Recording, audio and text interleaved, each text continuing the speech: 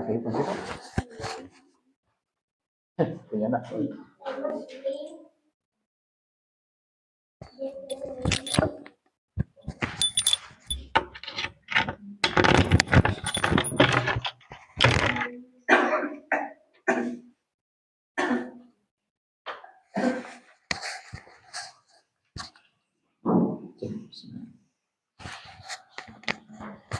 Assalamualaikum warahmatullahi wabarakatuh. Diulingakeun ka para wargi sadaya komplek The Bukis. Insyaallah sakedah deui urang dilaksanakeun pengaosan rutin malam Senin di Masjid Al-Qudwah ka para wargi anu ngagaduhan keleluasaan waktu ditunggu kehadirannya di Masjid Al-Qudwah untuk melaksanakan salah satu kewajiban kita, yaitu menuntut ilmu.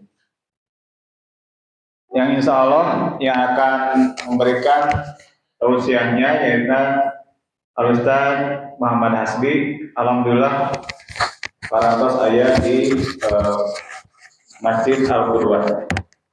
Mangga ka para wargi sadaya sakali deui diantos ka supingana di Masjid Al-Qudwah kangge ngalaksanakeun atau kurang sasarangan ngaos di Masjid Al-Qudwah. Atur nuhun.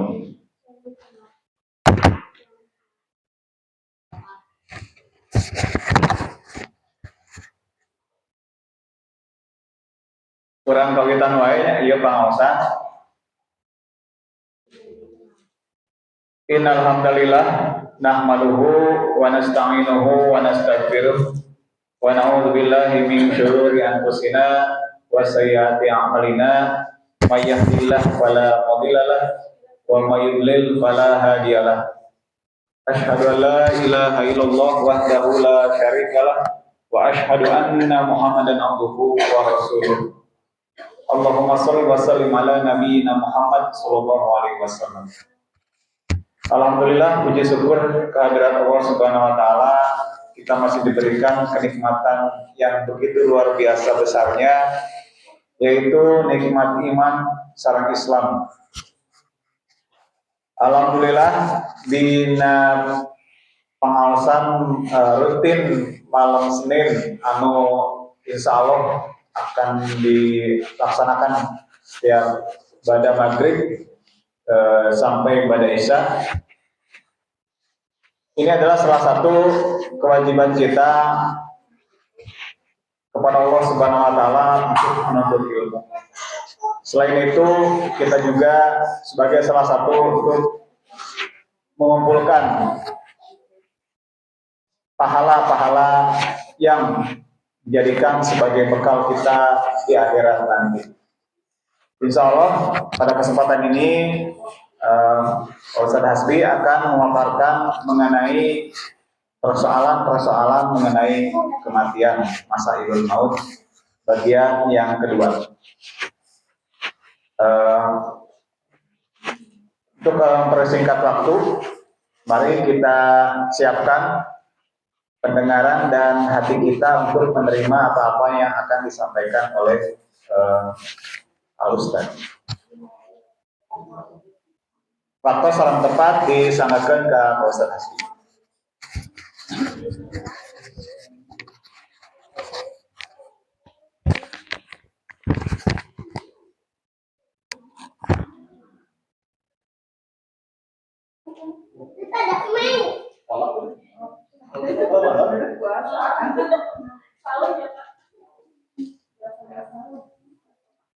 Aduh, punten tengah kopiahnya hilap ya teh.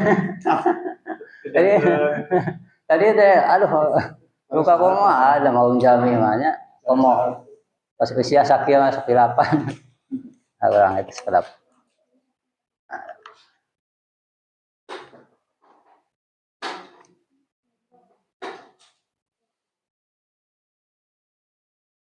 Alhamdulillah, alhamdulillahilladzi khalaqal mauta wal hayata liyabluwakum ayyukum ahsanu amala.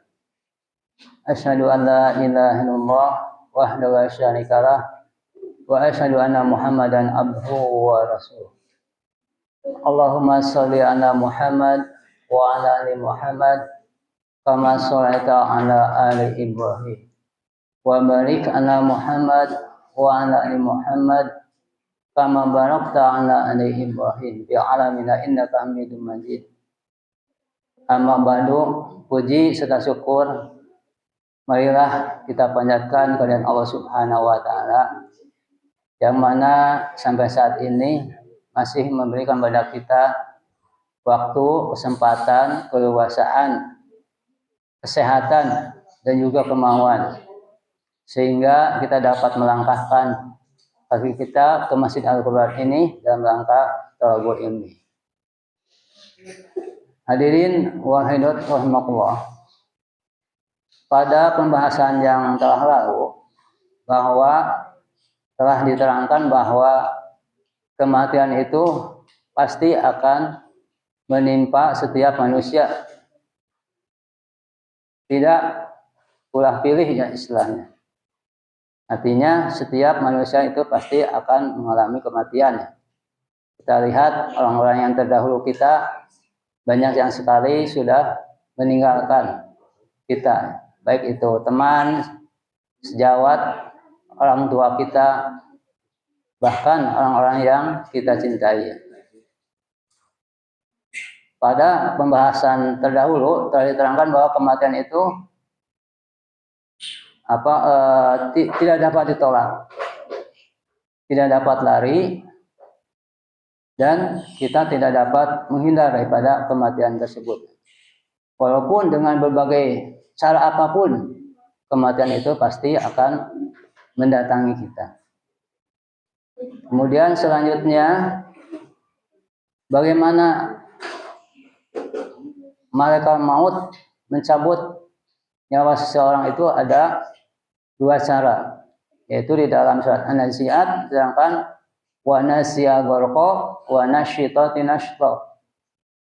Wa nasiya gharqa demi malaikat yang mencabut nyawanya dengan keras, dengan dipaksa. Wa nasyitati nashta, yaitu demi malaikat yang mencabut nyawanya dengan lemah lembut. Jadi cara mencabut nyawa itu ada dua. Yang pertama dipaksa, yaitu orang-orang kafir, orang mujrimin, orang-orang munafik, orang-orang fasik, maka mereka akan dipaksa dicabut nyawanya. Di dalam Al-Quran diterangkan dipukul punggung dan wajahnya, tapi secara kasat mata itu tidak dilihat. Tapi ini adalah suatu hal yang gaib yang harus kita yakini. Karena dalam Al-Quran itu diterangkan bahwa dipukul dengan cara dicabut nyawanya, dipaksa supaya keluar. Dan tentu ini adalah suatu yang sangat menyakitkan. Tetapi sebaliknya, orang-orang yang beriman dan yang bertakwa, maka wa nasyitati nashta, dicabut nyawanya dengan lemah lembut, yaitu seperti air yang mengalir di dalam teko, seperti air yang dikucurkan. Jadi tidak dipaksa, tidak merasakan sakit. Ini seperti diterangkan di dalam Al-Quran. Terus selanjutnya, bahwa ruh itu setelah dicabut oleh malaikat maut dibawa oleh pengiring-pengiring dari malaikat maut, ya, dibawa ke langit. Yang mana apabila seorang itu, seorang munafikun, seorang musyrikun, seorang kafir, maka akan ditanya oleh penjaga-penjaga langit tersebut dengan nama-nama yang buruk dan nama-nama yang jelek, dan dengan bau yang sangat bau. Kemudian setelah sampai ke Allah Subhanahu wa taala, maka Allah memerintahkan untuk diturunkan ke dunia ini. Ke dunia ini yaitu di dalam alam barzah. Jadi Tidak ada istilah ruh itu bergentayangan di dunia ya. Kalau seorang sudah meninggal maka ruhnya akan tertahan di alam barzah. Dan di alam barzah itulah dimulai dengan adanya adab kubur dan nikmat kubur. Yang mana di dalam hadis Al-Bara diterangkan yang sangat panjang. Di dalam hadis Bukhari diterangkan bahwa apabila seorang sudah meninggal dunia dan di alam barzah maka akan ditanya dalam 3 hal, yaitu man robuka, wa madinika, wa man nabiyuka. Akan ditanya siapa Robmu, siapa atau apa agamamu, dan siapa yang duduk di sampingmu ini. Itu ditanya siapa yang duduk di sampingnya, itu Nabi Muhammad SAW. Maka orang-orang kafir mereka hanya akan menjawab ah saja. Jadi tidak bisa menjawab. Maka setelah itu akan mendapatkan azab kubur. Maka diterangkan di dalam hadis mutawatir diterangkan bahwa akan dibukakan pintu neraka baginya. Sehingga panasnya pun akan terasa ke dalam kuburannya. Tetapi orang-orang yang mukmin, orang yang bertakwa maka akan mudah menjawab ketiga pertanyaan tersebut. Dan akan dibukakan pintu surga sejauh mata memandang. Dan akan tercium bau surga. Dan mereka semua atau orang-orang yang kafir, orang mujrimin itu akan mendapatkan azab kubur sampai hari kiamat. Dan orang-orang yang beriman, yang bertakwa akan tidur sampai hari kiamat. Inilah perbedaan antara orang-orang yang kafir dengan orang yang mukmin dan bertakwa. Tinggal kita memilih apakah kita termasuk atau kita termasuk ke dalam orang kafir atau mujrimin atau munafikun, ataukah kita akan termasuk pada orang yang beriman dan bertakwa. Tentunya kita akan memilih terhadap orang yang beriman dan bertakwa, sehingga kita dapat menjawab pertanyaan-pertanyaan yang ada di dalam alam barzakh tersebut. Dan tentunya untuk menjawab itu semua bukan hanya cukup dihafalkan saja. Tentunya harus kita memahami, harus mendalami bagaimana ibadah itu dengan benar dan tepat. Kita jaga keikhlasan kita jaga keridhaan kita jaga kehusuan kita, dan tentunya kita berusaha mencari ilmu, berusaha thalabul ilmi, supaya apa-apa yang kita lakukan, ibadah-ibadah yang kita lakukan adalah sesuai, sehingga akan menjadikan buah pahala nanti di yaumil akhirat. Itu adalah salah satu bentuk bagi orang yang meninggal dunia. Dan selanjutnya adalah sikap-sikap apa saja bagi orang yang ditinggalkan, orang yang meninggal dunia, itu sikap-sikap orang yang hidup terhadap orang yang meninggal dunia. Yang pertama adalah adanya niyahah atau meratap. Nah, ini adalah sesuatu yang diharamkan oleh Rasulullah SAW. Niyahah atau meratap adalah seolah-olah tidak ridho, tidak ikhlas terhadap kematian orang-orang yang disintainya. Kadang-kadang mungkin pernah menyaksikan kita ada orang-orang yang berteriak-teriak, merobek-robek bajunya, menampar pipi, atau melempar-lemparkan sesuatu, dan bahkan mengeluarkan perkataan-perkataan yang kotor. Ini adalah salah satu bentuk niyahah, salah satu bentuk meratap atau sedih yang berkepanjangan. Karena ini merupakan suatu niyahah. maka ini adalah sesuatu yang dilarang oleh Allah Subhanahu wa taala. Sebagaimana hadis di dalam Sahihain ya. Sahihain artinya dua hadis yang sahih. Kalau di dalam ilmu nahwu shorof, apabila suatu benda diiringi dengan ya dan nun, akhirnya itu menyatakan dua. Kayak muslimah ini ya, itu berarti dua muslim. Nah, ini sahihain. Ini dua hadis sahih. Yang dimaksud dua hadis sahih adalah hadis riwayat Bukhari Muslim. Nabi Shallallahu Alaihi Wasallam bersabda, "Laisa minna man darabal khududa wasyaqal juyuba wada'a bidau'il jahiliyah." Rasulullah Shallallahu Alaihi Wasallam bersabda, bukan dari golongan kami. Jadi orang-orang yang niyaha itu adalah bukan dari golongan Rasulullah Shallallahu Alaihi Wasallam, bukan termasuk kaum Rasulullah Shallallahu Alaihi Wasallam. Artinya dilarang oleh Rasulullah Shallallahu Alaihi Wasallam apabila kita berniyaha atau meratap, yaitu orang-orang yang menampar pipi, merobek dada, dan berdoa dengan lafal-lafal jahiliyah. Seperti sering menyaksikannya. Aduh, kalau kenapa? Nah, kamu duluan misalkan. Meninggalkan aku, kenapa tidak aku saja? Ini adalah suatu bentuk perkataan jahiliyah.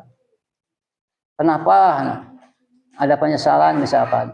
Kenapa tidak pergi? Nah, lebih baik diam di sini saja. Ketika dia pergi, akhirnya mendapat kecelakaan dan meninggal dunia. Ini adalah sesuatu perkataan-perkataan yang dilarang, termasuk niyaha ya. Atau meratap. Padahal takdir itu adalah sudah merupakan ketetapan Allah. Seseorang, kalau misalkan seorang diam di rumah terus ya, kalau Allah sudah menakdirkan dia untuk meninggal dunia di luar misalkan kecelakaan, maka Allah menggerakkan hatinya untuk ada keperluan keluar, sehingga ketika ia keluar mendapatkan kecelakaan dan akhirnya meninggal dunia. Nah, ini adalah merupakan takdir dari Allah Subhanahu wa taala. Maka kita jangan sampai meratap bahwa orang-orang yang kita cintai itu adalah sudah meninggal dunia. Kita harus ikhlas, ridho dan sabar terhadap orang-orang yang kita cintai meninggalkan kita lebih terdahulu. Apa balasannya orang-orang yang niyaha tersebut atau orang yang meratap tersebut? Rasulullah Shallallahu Alaihi Wasallam bersabda, "An-nihatu idza lam tub qabla mautiha tuqamu yaumal qiyamati wa 'alaiha sirbalun min qutirani wa dar'un min jarob." Jadi balasan orang-orang yang niyaha atau orang-orang yang meratap apabila dia meninggal dunia dan tidak bertobat terhadap niyaha tersebut, maka akan diberdirikan pada hari kiamat dan diberi pakaian dari aspal dan terbungkus baju besi. Jadi orang-orang yang niyaha itu apabila tidak bertobat di dunia, maka nanti di akhirat itu akan diberdirikan dan diberi pakaian dari aspal dan terbungkus baju besi. Tentu ini adalah suatu azab yang sangat mengerikan. Kalau diibaratkan di dunia, ya, kita lihat orang yang memperbaiki jalan, kemudian menggodok aspal di dalam drum, ya, kemudian dimasukkan ke dalam drum tersebut, pasti akan hancur. Itu baru ibarat di dunia. Tentunya di akhirat azabnya akan lebih besar lagi. Lalu apa sikap seharusnya yang diambil apabila kita ditinggal meninggal dunia oleh orang-orang yang dicintai? Maka Rasulullah Shallallahu Alaihi Wasallam bersabda, "Yaqulullahu Ta'ala ma li 'abdil mu'mini indi jazaa'un idza qabidtu safiyahu min ahli dunya summa ihtasabahu ilal jannah.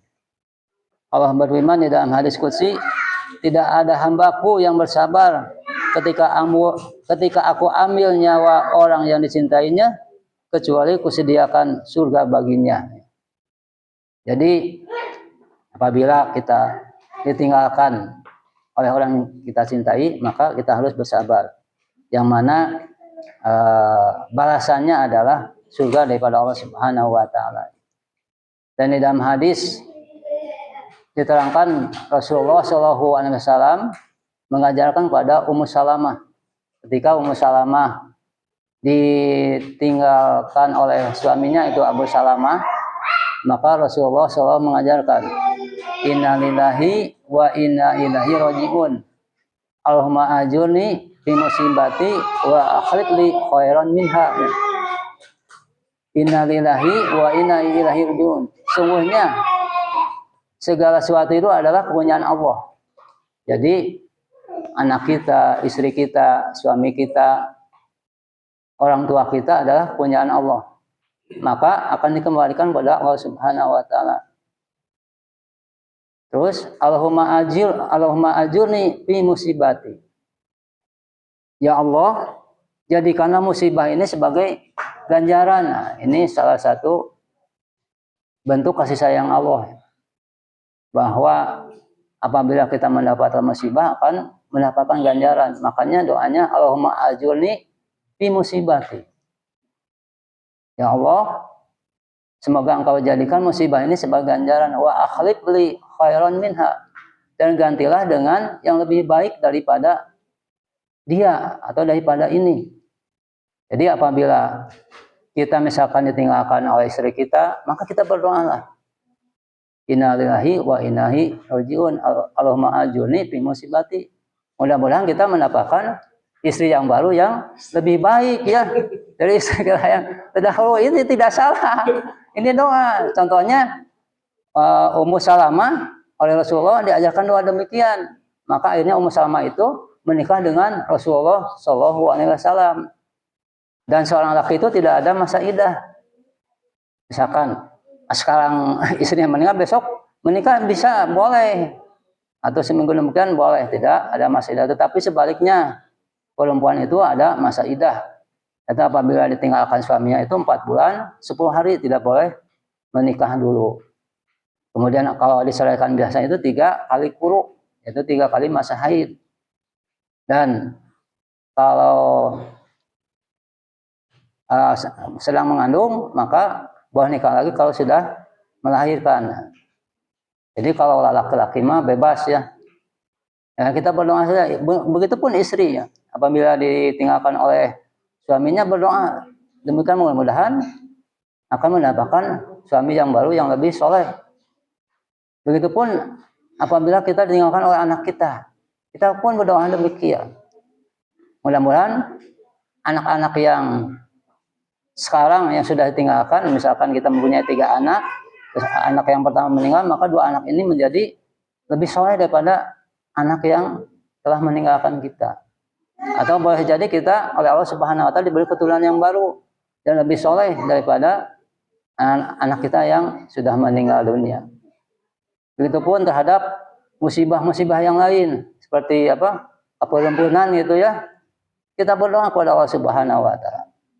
Allahumma ajurni fi musibati wa akhlif li khairan minha.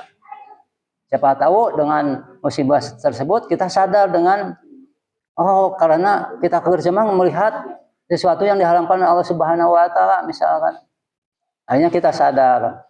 Kita nya tadi teh asal ningali anu baheno misalkan. Maka kaperempunan ya. Nah itu kita berdoa. Saya juga laki-laki ya, manusia ya. Kalau ini suka diingatkan oleh Allah Subhanahu wa taala kita mengendarai motor suka keperempuanan gitu. Nyata. Kita berdoa mudah-mudahan akhirnya kita sadar dan digunakan mata itu untuk hal-hal yang yang maslahat ya. Seperti kehilangan uang misalkan 5.000, kita berdoa saja. Allahumma ajurni fi musibati wa akhlif li khairan minha. Mudah-mudahan diganti dengan yang lebih besar. Ataupun mendapat kerugian, misalkan kita beli buahnya, ternyata buah itu asam ya. Itu merupakan suatu musibah. Kita berdoa. Jangan menyalahkan tukang buah, karena tukang buah tidak tahu apa buah ini asam atau manis. Kalau dirasain semua berarti nanti tidak laku. Jangan menyalahkan orang yang berjualan, kita ikhlaskan saja bahwa itu adalah merupakan suatu musibah. Kita berdoa, Allahumma ajurni fi musibati wa akhlif li khairan minha ya. Mudah-mudahan Allah Subhanahu wa taala mengganti dengan yang lebih baik ya. Kemudian selanjutnya adalah tentang ziarah kubur ya. Ziarah kubur itu disyariatkan oleh Rasulullah SAW adalah untuk itibar sebagai zikir, mengingatnya bahwa kita pun akan sama seperti orang yang telah dikuburkan, diiring ya, kemudian sampai ke kuburan, dimasukkan ke liang lahat, kemudian ditimbun dengan tanah. Nah, ini adalah suatu zikir, suatu itibar bahwa kita pun akan mengalami demikian, sehingga kita akan lebih berhati-hati lagi dalam menjalani kehidupan kita. Ini harusnya demikian. Bukan ziarah itu untuk mendapatkan wasilah, untuk mendapatkan berkah. Ini sesuatu yang dilarang, yang tidak diperbolehkan. Karena ini adalah termasuk kemusyrikan. Ada yang sampai menginap misalkan di kuburan, ziarah tersebut untuk mendapatkan berkah, untuk mendapatkan usaha atau mendapatkan jodoh atau untuk mendapatkan keuntungan dan lain-lain sebagainya. Berdoa terus terhadap orang sudah meninggal dunia tersebut karena diapali, misalnya dianggap ustad, dianggap kiai atau artis misalnya. Ada yang ziarah ke artis ya di televisi ya, untuk mendapatkan keberkahan supaya bisa menjadi artis. Ini suatu yang tidak diperbolehkan, ini suatu kemusyrikan. Karena doa huwal ibadah. Doa itu adalah ibadah. Artinya ibadah itu harus ditujukan kepada Allah Subhanahu wa taala.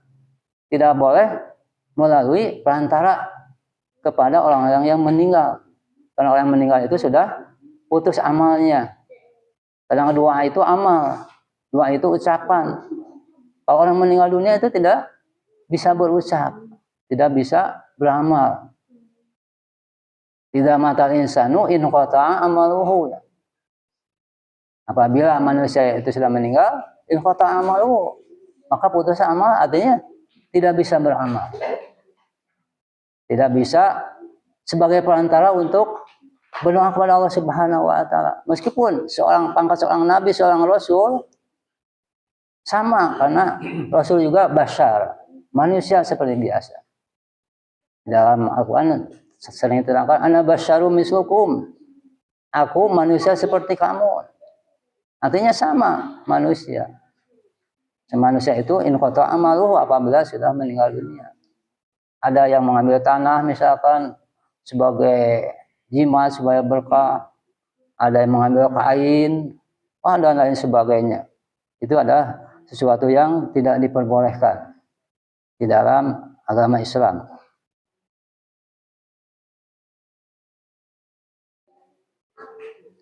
Kemudian masalah selanjutnya adalah bentuk-bentuk bid'ah yang berlawanan dengan syariat Islam. Yang pertama adalah menabur bunga pada kuburannya. Hal ini dilarang karena menyerupai orang-orang di luar Islam. Man tasyabaha biqaumin wa huwa minhum. Barang siapa yang menyerupai suatu kaum, maka dia termasuk di dalamnya. Jadi apabila kita menaburkan bunga, mengucurkan air ya, terus menyimpan lentera, nah itu adalah sesuatu yang bid'ah. Sesuatu yang tidak diperbolehkan, adalah sesuatu yang dilarang. Itu hanya adalah pemikiran-pemikiran manusia. Oh, ditaburkan bunga mah supaya si mayit teh sejuk misalkan. Dikucurkan air teh supaya apa? Diis gitu. Di pasangan teratai supaya terang. Itu hanya royo-royo aja, ada pemikiran manusia. Sedangkan tadi kemarin sudah dijelaskan bahwa apabila ruh itu turun ke dunia itu ada di alam barzah. Artinya barzah itu adalah pemisah. Jadi tidak ada hubungan lagi dengan alam dunia. Kalau menurut pemikiran, apa hubungannya bunga, air, terus lentera dengan alam barzah? Itu tidak ada hubungannya. Ini adalah pemikiran-pemikiran manusia saja. Kemudian, nah ini menghormati arwah ya. Karena arwah misalkan yang banyak berjasa terhadap negeri ini, misalkan arwah para kiai, para ini, nah ini suatu yang dilarang. Tetapi seperti seharusnya kita mendoakan. Kalau mendoakan itu boleh, tapi kalau menghormati itu tidak boleh ya. Nah, selanjutnya adalah memasang foto. Ya. Sering kita menyaksikan apabila orang yang meninggal dunia itu dipajangkan fotonya. Ini tidak boleh. Sebagaimana Rasulullah SAW bersabda kepada Ali rahimakullahu wajah, la tada suratan ila tomastaha wala qabron musyarrafan ila sawaitahu. Janganlah biarkan suatu gambar kecuali kau merusaknya. Jangan kau biarkan kuburan yang dibangun kecuali kau ratakan dengan tanah. Hadis riwayat Muslim. Nah ini kita sering menyaksikan bahwa ada sebagian manusia atau sebagian orang apabila orang ada meninggal dunia itu dipajangkan fotonya. Tujuannya adalah royu juga supaya orang itu ternyata orang ini yang meninggal dunia. Ini sebetulnya dilarang oleh agama, oleh Rasulullah SAW. Jadi sekarang banyak yang berdasarkan pikiran. Oh ini mah baik, oh ini mah bagus. Nah ini sesuatu yang tidak diperbolehkan. Al aslu fil ibadati butlan ya. Asal ibadah itu tertolak seperti Pak Firman juga pernah menerangkan. Ila ala dalilun, kecuali ada dalil yang memerintahkan. Karena berhubungan dengan jenazah ini adalah suatu ibadah, maka tata caranya pun harus sesuai dengan yang telah Rasulullah SAW contohkan. Kalau Rasulullah SAW melarang, ya melarang. Kalau Rasulullah SAW memerintah, ya memerintah. Ya laksanakan. Di dalam Al-Quran juga diterangkan, apa yang aku berikan ambillah.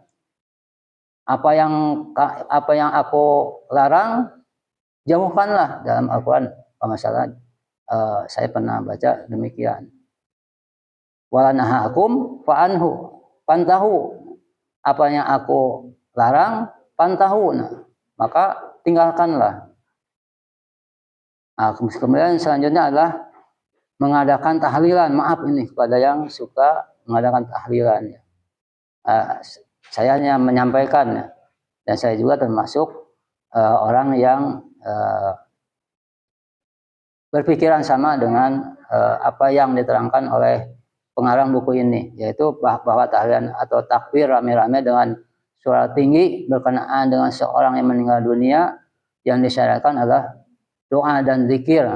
Artinya tahlilan itu dilarang, tapi yang disyaratkan adalah doa dan zikir. Doa dan zikir itu artinya lebih baik oleh sendiri, tidak perlu bersama-sama. Karena Rasulullah SAW juga tidak pernah mencontohkan bahwa berdoa itu bareng-bareng, tapi Rasulullah sendiri-sendiri. Seperti sudah sholat, maaf ini ada sebagian orang yang sudah sholat itu berdoa bersama-sama. Tapi para Rasul telah menjelaskan bahwa berdoa itu sendiri-sendiri.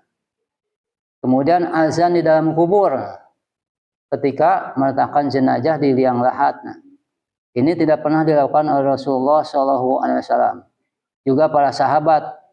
Padahal beliau bersabda, barang siapa yang membuat perkara baru dalam agama ini, padahal bukan menjadi bagian agamanya, ia tertolak. Sekarang kita pikir ya, adzan itu untuk orang yang hidup, tentu untuk memanggil orang untuk supaya tahu waktu adzan dan memanggil orang supaya berjamaah ke masjid ya. Asal muasalnya kan sahabat siapa ya? Asal muasalnya kan saya lupa lagi. Yang azan itu adalah Bilal dan Umi Maktum, Abu Umi Maktum ya. Ibnu Umi Maktum ya. Kalau Ibnu Umi Maktum itu adzan awal, kalau Bilal itu adzan subuh. Makanya Ibnu Umi Maktum itu memakai as-salatu khairum minan naum. Kalau Bilal itu tidak menggunakan as-salatu khairum minan naum. Ini adalah perbedaan antara adzan subuh dan adzan awal. Artinya bahwa adzan itu ada khusus untuk orang yang hidup, bukan orang yang mati. Seperti tadi terangkan, orang yang mati itu in qata amaluhu, itu tidak bisa mendengar. Kalau menurut pemikiran, apakah betul itu adzan itu di dalam kubur? Tentu kalau orang yang berpikir cerdas, itu adalah merupakan suatu kesalahan. Nah, selanjutnya adalah doa bersama sholat jenazah atau setelah menguburkan. Yang disyariatkan adalah berdoa sendiri-sendiri.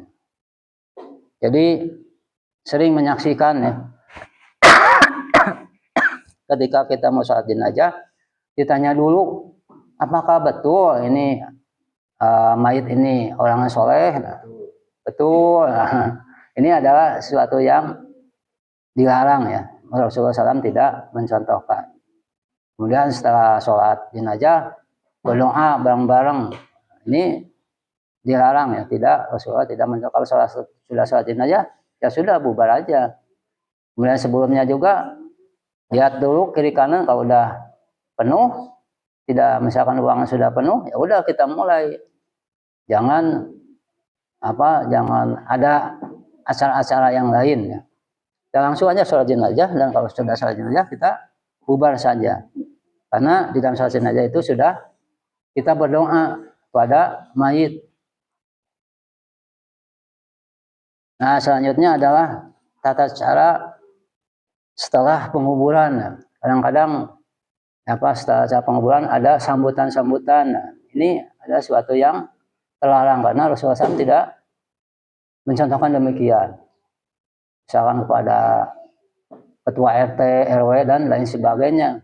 Ini sambutan. Nah, ini sepertinya tidak diperbolehkan. Padahal dalam hadis diterangkan dari Utsman bin Affan, qala kana Nabiyyu sallallahu alaihi wasallam idza faragha min dabnil mayyiti wa qafa 'alaiha istaghfiru li ahikum wa salalahu bi tasbiti fa innahul ana yus'alun.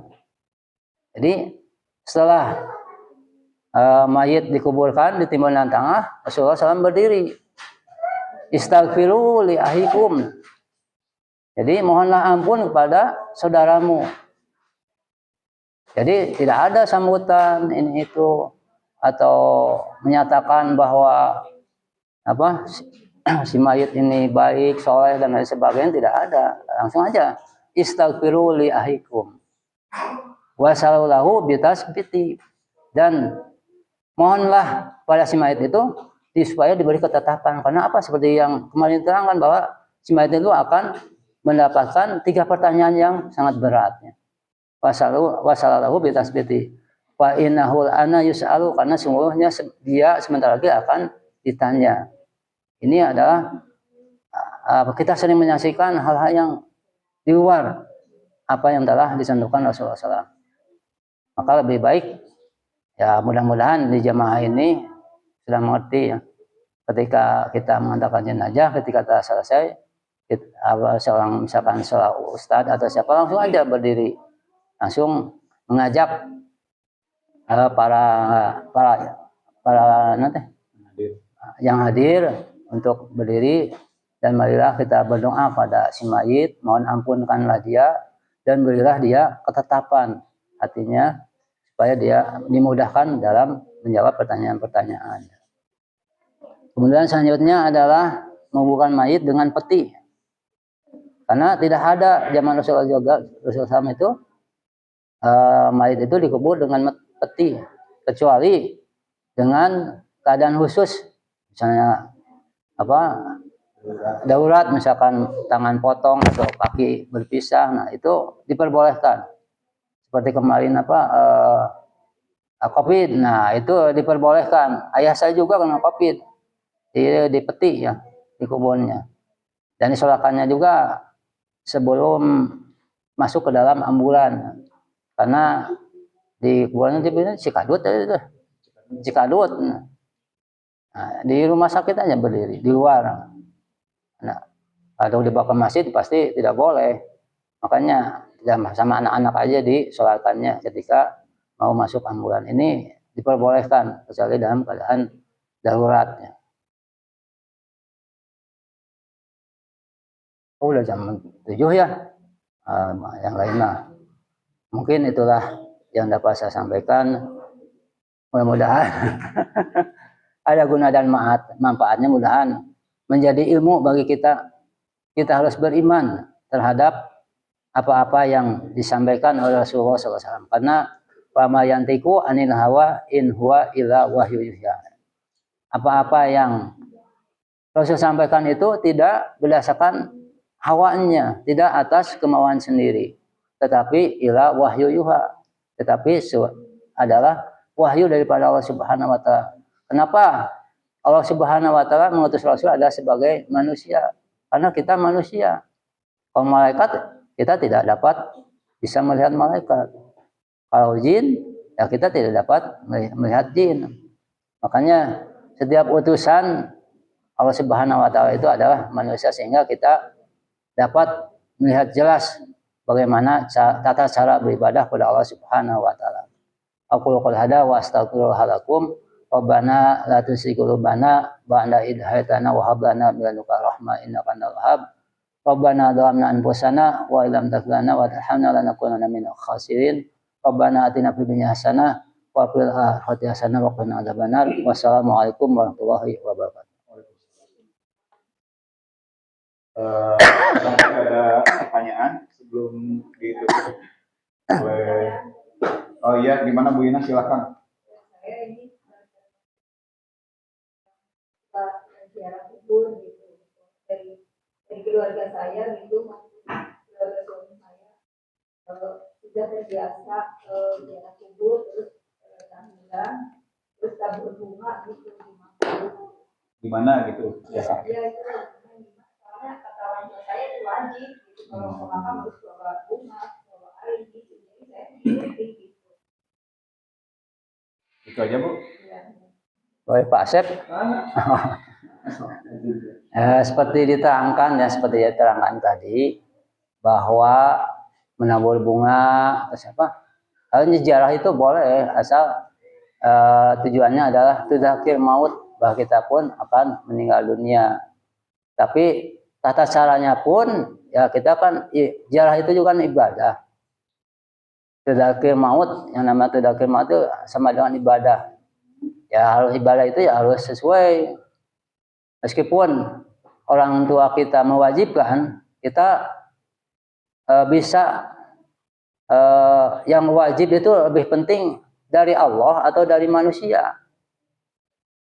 Kalau Allah yang mewajibkan, kita harus tunduk pada Allah, karena Allah itu yang mewajibkan. Tapi kalau manusia meskipun mewajibkan, kalau bertolak belakang dan apa yang diperintahkan oleh Allah Subhanahu wa taala, bertolak belakang dengan apa yang dilarang oleh Allah Subhanahu wa taala, ya kita tinggal memilih apakah keimanan kita betul-betul beriman kepada Allah Subhanahu wa taala atau tidak. Di dalam surat As-Saff diterangkan di dalam ayat 2, ya ayyuhalladzina amanu As-Saff ayat 2 teh, A'udzubillahi minasyaitonir rajim. Ya ayyuhalladzina amanu la taqwa Abu apa? Yusabbihu lillahi ma fis samawati wa ma fil ard wa huwal azizul hakim. Ya ayyuhalladzina amanu lima taquluna ma la taf'alun. Ya ayyuhalladzina amanu lima taquluna ma la taf'alun. Wahai orang yang beriman, lima taquluna ma la taf'alun. Kenapa kamu mengatakan apa yang kamu tidak iman? Jadi iman itu perlu pembuktian, Bu. Kalau kita betul beriman kepada Allah Subhanahu wa taala, kita harus 100% iman kepada Allah Subhanahu wa taala. Wa taqu ma laysa laka bihi ilmun. Janganlah mengikuti apa yang belum tahu ilmunya. Sekarang kita sudah tahu ilmunya. Bahwa yang demikian itu terlarang. Ya kita tinggal memilih saja. Kalau kita memilih Allah, ya kita yakin 100% bahwa ini adalah merupakan larangan daripada Allah Subhanahu wa taala. Karena larangan Rasul itu termasuk larangan Allah. Wa ma yantiqu anil hawa in huwa illa wahyu yuha, ya. Jadi apa yang aku berbuat, apa yang aku ucapkan itu adalah wahyu daripada Allah Subhanahu wa taala. Nah, itu Ibu tinggal milih aja, Ibu. Kalau Ibu betul yakin beriman, yang masuk lima taquluna itu kita sudah mengetahui ilmunya tapi kita tidak melaksanakannya, maka maaf saja itu termasuk orang munafik. Munafik itu kan imannya hanya di mulut saja tapi tidak di dalam hatinya dan tidak diamalkan. Tadi lima taquluna ma la taf'alun. Mengapa kamu mengatakan tidak yang kamu mengapa kamu mengatakan tapi tidak kamu mengamalkannya? Di sini diterangkan bahwa ya seperti menabur bunga, menyiram air dan lain sebagainya itu terlarang, ya. Ini tinggal Ibu saja yang tinggal Ibu mau melaksanakan yang mana. Abu ada tambahan? Abu. Ritual tabur bunga berasal dari orang Melayu. Ada orang yang meyakini bahwa bunga yang kuning identik dengan Dewa Wisnu, bunga yang putih Dewa Siwa. Nah, jika disebut Dewa Wisnu termasuk dewa yang paling baik, jika dikasih bunga identik dengan betapa cintanya dewa itu kepada orang yang sudah tiada. Begitu juga mungkin yang disebut Dewa Siwa itu adalah dewa perusak. Jika dikasih bunga tadi, mudah-mudahan mereka itu tidak akan berusaha. Tapi Imam Syafi'i menjelaskan bahwa manusia tidak akan dapat sesuatu kecuali apa yang telah diinginkan. Jadi kalau orang tua kita meninggal, siapapun tua meninggal, jelas sudah cukup amalannya yang telah kita lakukan. Ini amalu tidak mustahil, jelas. Jadi kalau kita mengingat ayat pamaya mani kepala darah dengan diarang, pamaya mani kepala darah dengan jelas. Mungkin baca jika seseorang berbuat kebaikan sebesar darah akan nampak terlihat terasa nikmatnya. Begitu juga jika kebalikannya yang disebut tadi, keburukan dilakukan sebesar darah pun akan terasa pula. Nah sekarang timbul pertanyaan, tahlil masuknya kemana? Menambah kebaikan atau menghapus keburukan? Tidak sampai, Bu. Artinya, jadi kalau kita bertahlil melakukan ritual-ritual, satu tidak dicontohkan oleh Rasul, dilarang syariat dan tidak akan sampai menurut ayat kami. Nah gitu ya. Jadi hukumnya mungkin disebut yang bid'ah itu, yakni diada-adakan. Maka mulailah kalau kita menyadari dulu telah melakukan sesuatu yang di luar syariat, mohon ampun kepada Allah. Itu intinya. Karena sampai kapanpun kalau tidak segera tobat, silakan. Tobat itu akan mupus jika tidak ada perbaikan-perbaikan. Karena tobat itu harus memenuhi 3 kriteria. Wa anni la ghafaru liman taba wa amana wa amila salihun mahdada. Kata Allah, aku maha pengampun tapi diseleksi. Bagi siapa? Liman daya. Ini liman taba yang benar-benar tobatnya. Bukan hanya nyanyi tobatnya. Ya, kan banyak kan nyanyi. Ucap perilaku tetap tidak berubah. Kedua, yang disebut beriman kualitasnya ditingkatkan. Ketiga, nah ini beramil salihat. Keempat, menampakkan kebenaran sampai ajar. Itu tobat yang benar. Nah, sekarang wajib dari kata orang tua, wajib yang mana? Kalau wajib itu di dalam usul fikih mayusabu ala fi'li wa yu'aqabu ala tarkihi. Kalau dilakukan dapat pahala, tidak dilakukan celaka. Nah, ini tidak ada aturan hal. Jadi mudah-mudahan ibu segera tobat, bilang kepada orang saudara-saudara, bacalah sekarang gampang, tinggal klik hadis-hadis yang sahih mana yang melarang tahlilan, ayat mana yang melarang tahlilan. Itu punya, mudah-mudahan jadi kebaikan buat ibu. Karena ibu tinggal menangis kepada Allah, mohon ampunan, minta ditetapkan bila mereka yang sudah tiada yang punya dosa ditempatkan di surga yang baik. Itu aja, jadi ya. Nah, itu ya. Baik, itu gimana? Cukup? Tatnya. Jadi ilmu Allah itu luas. Jadi kita harus semakin haus akan ilmu ya. Kita harus pengen tahu gitu. Kenapa orang itu melakukan ini? Itu dari mana sih kesalahannya tuh? Oh itu mah dari orang saja. Oh itu mah dari Rasul. Nah, makanya yang harus kita ambil adalah dari Rasul. Ketika itu adalah ibadah. Makanya tadi kita harus semakin haus akan ilmu. Makanya ditanya yang orang melakukannya itu dasarnya apa? Coba mungkin kita juga bisa menanyakan ke orang misalnya yang melakukannya dasarnya apa? Barangkali mungkin ada hujah yang lebih ini silakan. Gitu. Tapi jangan lupa ibadah itu harus berdasarkan Al-Quran dan hadis Nabi yang sahih. Itulah dinamakan ibadah. Mungkin semoga kurang puas nanti bisa digali lagi ya Bu, Bapak Ibu untuk karena ilmu Allah ini sangat luas, berbagai macam pendapat dan pemahaman. Marilah kita semakin berpikir menggunakan akal dan otak yang telah kita miliki yang dikaruniai Allah Subhanahu wa taala. Mungkin demikian pengajian rutin pada kesempatan ini ditutup dengan doa Rabbana atina fid dunya hasanah wa fil akhirati hasanah wa qina adzabannar. Wassalatu wassalamu ala Rasulillah. Wassalamualaikum warahmatullahi wabarakatuh.